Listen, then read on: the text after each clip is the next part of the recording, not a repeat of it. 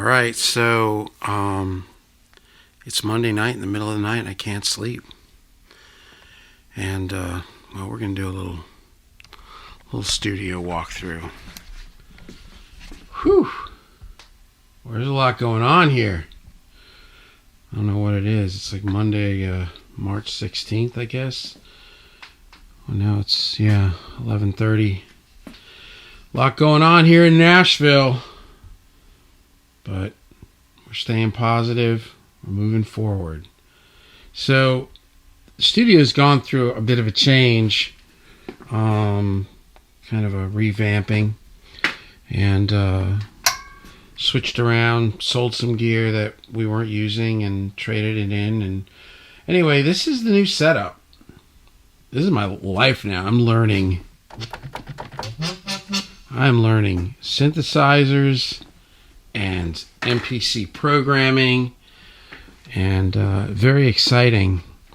I did an online course with the MPC and an online course with Omnisphere, and now I'm on to Serum. So we're going to take the next few weeks and really jump all the way into this programming, synth programming, beat making, pop production stuff. So anyway, here's where we are. Yep. I don't know. I just watched some dude do his studio walkthrough, and it was kind of cool. I think it was Jamiroquai. I don't know if I could do it that cool though. But anyway, here's obviously we had amps all over the studio, and I just said, you know what? I'm just gonna buy a rack and just put them all here. Got rid of we had the cinder blocks, so we've got the old Rev G triple down there, 77 JMP unmodded, an AC30 out of the case, modded 800, and Uberschall. And this is like my main primary pedal board for the studio. A lot of overdrive pedals. This is mostly like kind of tone shaping, EQ, overdrives, fuzz, SansAmp, gates, Octaver, stuff like that. And then it all comes out to here and runs stereo through the synth, the Terraform, which is really a nice modulation, TC delay, which I mostly love because it's really big and I'm blind and it's easy to use. And the Eventide H9, which this thing is so cool. And I run it right over here with the iPad. And I don't have to run through all of this, though it's surprising when I run through everything. It's really, I guess some of it's buffered, and I've got some, overall good cables. It's really not any noticeable tone loss. Anyway, that's kind of the guitar rig. I've also got the deluxe reverb down here, and then there's my live pedal board for Beautiful Distraction, which we had a show for the 27th, which has been postponed. It's kind of sad, but such is life. This is my little preamp section, stereo 1073s, the BAE, a pair of these Aphexes. These are great. These are with Jensen transformers, and then whatever Audient, Personas. These are my mains. These two, and then these two for the Audient. Audients are kind of more almost like SSL. And then the Tone Bone is also an amp splitter. I use it mostly for bass. Am I in focus? I use it mostly for bass. And I've got power up here now, so I really made it nice because it was just crazy down there. So we've kind of gone through some stuff.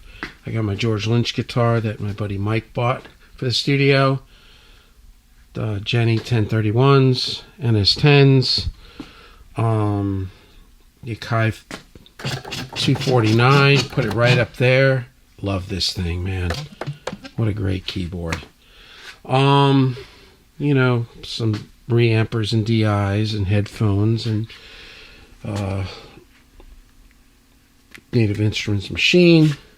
Got an Avocet, This is a Rev F, which is like covered over with an iPad. That's a Rev F 1176 and some subharmonic generators. And then we've got our primary converters, our symphonies. And then I've also got a Burl B2. And then we've got the Burl summing mixer for, whatever, external summing, mixing, or, God, I can't remember what they used to call it. It's hybrid, I guess, or whatever. So, and then PCM 42 delay, Eventide H3000. And then just a bunch of subharmonic generators and Aphex Oral exciters and PV Cosmos down there. And, this stuff, we got the MPC Live. I love this thing. I love this thing. Holy smokes. Just awesome. Got our turntable, and some other pedals. We got like a wah and a volume. But that's like my basic setup here. And then if you just turn here, I've got my piano, which is where I teach from. So it's like I teach this way, and then I just go like this, and we're making records, and then we just go like this, and we're teaching. So anyway, there's all that stuff. There's the cabinet for that AC30. Let's see if we're still in tune. Yeah, there you go.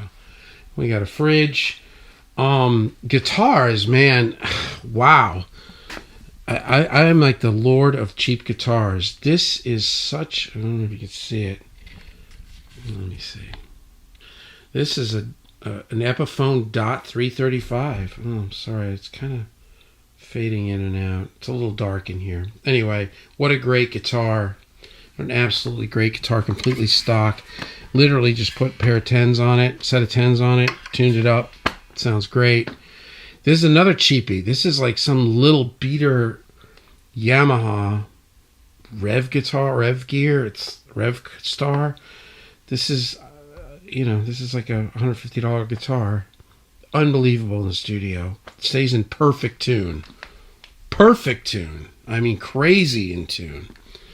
Then you come into here, and we've got acoustic guitars and Taylors and Martins and my Les Paul, and I've got my Gretsch, Strat, Telly, my Epiphone, Dan Electro. I don't know if you can see in here, can you? Maybe not so much. Sorry about that. Let me see, maybe I can get the ISO up. Yeah, a little bit. There you go. This is a Dan Electro baritone. I've got a Dan Electro 12-string. We've got a little Squire Strat that we strung for Nashville tuning. And then my WCR Les Paul, which I've put 11s on and tuned it to open E and raised the action, because I'm going to finally do what I say I was going to do. What I said I want to do is I'm going to learn how to play slide. Legit slide. And then I got my, you can't even see it, it's so dark, but my Yamaha 5-string bass and my P bass. And cabinets, I got this is a 412 in a tent, all mic'd up. And there's a 412 out of a tent, all mic'd up. Blending vintage 30s and greenbacks.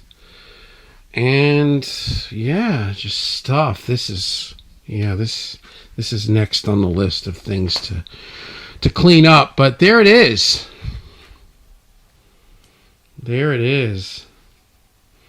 So what's exciting? Oh, learning Omnisphere. That has been unbelievable. What's been unbelievable lately is it's like I'm facing all my fears. And I know it sounds a little melodramatic, but all the things. Whoa, I'm going through these courses, top to bottom, and when I get discouraged or I get bored or I'm tired of listening to some guy teach about waveforms, I don't stop. I just keep going. So I've got Omnisphere in a pretty decent place where I can navigate through it pretty good. I've got the MPC really good, and I've been making beats. I figured out how to use this with the way I make music, because I was trying to integrate it with Pro Tools, and it just is not cool like that. It's better in standalone. And what I ended up doing was thinking, well, let me just bounce out the song from 0, put it into the MPC, set the BPM, and see if I can make a beat and make music that way. And it worked like a charm. This thing's unbelievable. This thing is unbelievable. And my goal is to get this thing to a place where I can start, well, if they ever let us go outside again, but you know what I mean. Anyway, I want to go like, I'd love to like have some songs written, have them imported, and go to Starbucks and make beats, or well, I was going to say the beach, but I don't know. I live in the middle of the planet or the country, but you know, get outside. When I first moved here, there was this dude at a coffee shop, and he was on like a MacBook Pro. And I was with this friend of mine, and he says, "Oh, I want you to meet this guy. He's a really cool mixer." I'm like, all right. So I meet him, and he's working on headphones, and I'm like, "Oh, what are you doing?" He's like, "Yeah, I'm mixing." Yeah, he's like, "I don't really like being in studios all that much. I like mixing in coffee shops and restaurants." And he says, "And I like using, I don't like using sealed headphones." He had these like other, whatever. So he's like, I like to hear the people talking, and I like to hear people ordering food and stuff while I'm mixing, because it just makes me happy. And he's like, yeah, and I basically just use, I think he said like Fab Filter and, whatever. He's got some Wave plugins and stuff and whatever. And he's on the, and I'm listening, and I'm like, oh, and it seemed like such a cool idea, and the way he put it just intrigued me. And I said, what are you mixing? And he's like, the new Josh Groban record. So I kind of put it all in perspective as I show you my overblown, gluttonous room here. My goal is to start getting wiki and take this thing out. And if I start making hip-hop beats, I guess I'm going to have to start to wear my hat sideways. Let me see if we can go back to 16. There you go. So anyway, but that's the studio. That's pretty much it. The couch. We've got water. We've got a refrigerator that's probably just filled with water. And yeah, there it is. I love these new guitars, man. Fresh strings. You can hear them squeaking. Yeah, there's the sleeper. I'm using that instead of a Les Paul. I love Les Paul, but man, geez, in the studio with tuning, right, already, I get it. I've been watching all these Tim Pierce videos, and he's kind of in the same spot.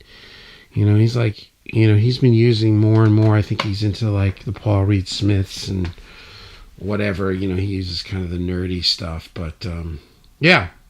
So anyway, yeah, it's so cool having this. And the other thing I have is this camera, this little Zoom Q2N. I don't know if you can see it, but this is amazing. You can film. It goes up to 4K. You can film like live performances. It's stereo, and it's got a mic volume, so you could put this in front of like a drummer, and he won't distort it. Amazing. The screen though is the size of your toenail, and it's low res, and it stinks. So in my travels to figure out what to do, they make these things called field monitors, a little screen that you plug in through an HDMI mini cable. So now when I'm here, I can set it up and like film right on the pedals, and I can have it here on the screen so I can see it. So we're doing a lot of multi camera filming, as you guys have seen maybe some of the videos over the last month. A lot of Camtasia too, which is screen capture.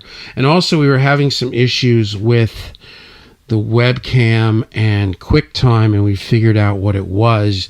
You can't plug that into a USB hub. So I switched some things around and plugged it straight into the computer, and it's running like a top.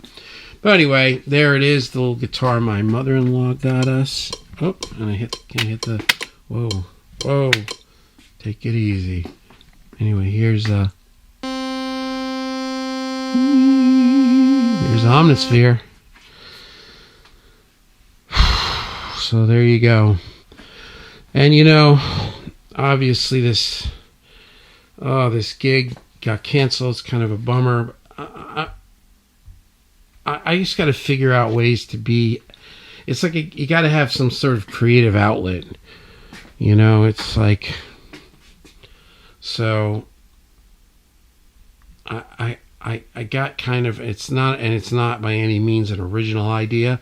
I just don't know how I want to do it. But I think we're going to start doing little live performances in here and like film them and maybe, I don't know, do Facebook Live. I'm not really an Instagrammer. And post them on YouTube and maybe have some friends come out and play. I don't know, man. We'll figure something out. So anyway, there you have it, man. So 2020, March 2020, man, 2 weeks ago tonight, 2 weeks ago right now, right? Because it's 11:48. Actually in about an hour and a half, in 2 weeks, or 2 weeks from an hour and a half from now, I was laying on the couch going, I got to get to sleep. I got to go to work in the morning. And all of a sudden I'm like, what is that sound? Is that an air raid siren? It was. And that was the night that Nashville got plummeted with an F3 tornado. It just missed us by about a mile here. I mean, we got a little trashed, but nothing like my poor friends down off 5 Points and Holly Street in East Nashville. So, say a little prayer for Nashville. And I guess say a little prayer for all of us. A lot going on. There it is. Like and subscribe.